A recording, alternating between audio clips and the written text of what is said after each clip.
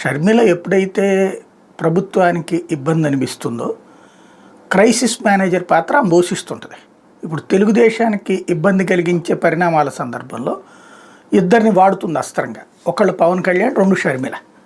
ఇప్పుడు for example మొన్న వైజాగ్లో ఒక అమ్మాయి మర్డర్ జరిగింది.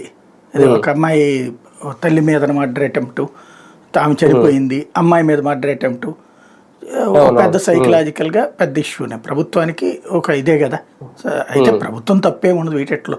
ఇదివరకు ఇట్లాంటివే జరిగినప్పుడు ఏమనేవాళ్ళు, జగన్ చేశాడు, లేకపోతే సైకో పాలన వల్ల మహిళలకి రక్షణ ఎక్కడ, మేము వస్తే అట్లాగా జరగవు, ఇట్లాంటివి మాట్లాడతారు. జరగకుండా ఎవడి వల్ల కాదు ఆపడం. జరిగిన తర్వాత వేగంగా చర్య తీసుకున్నారా లేదా?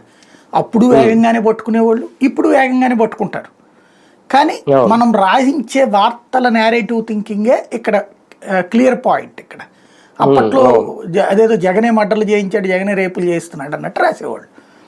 ఇప్పుడు అట్లా రాయరు వీళ్ళు, వైఫల్యమనినే రాస్తారు.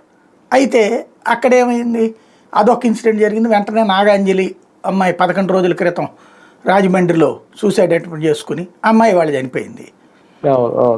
పబ్లిక్లో ఈ టాక్ వస్తుండగానే పవన్ కళ్యాణ్ రంగంలోకి వస్తారు.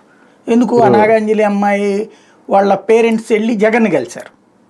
ఇప్పుడు అర్జెంటుగా ఇది పరిష్కారం కావాలంటే పవన్ కళ్యాణ్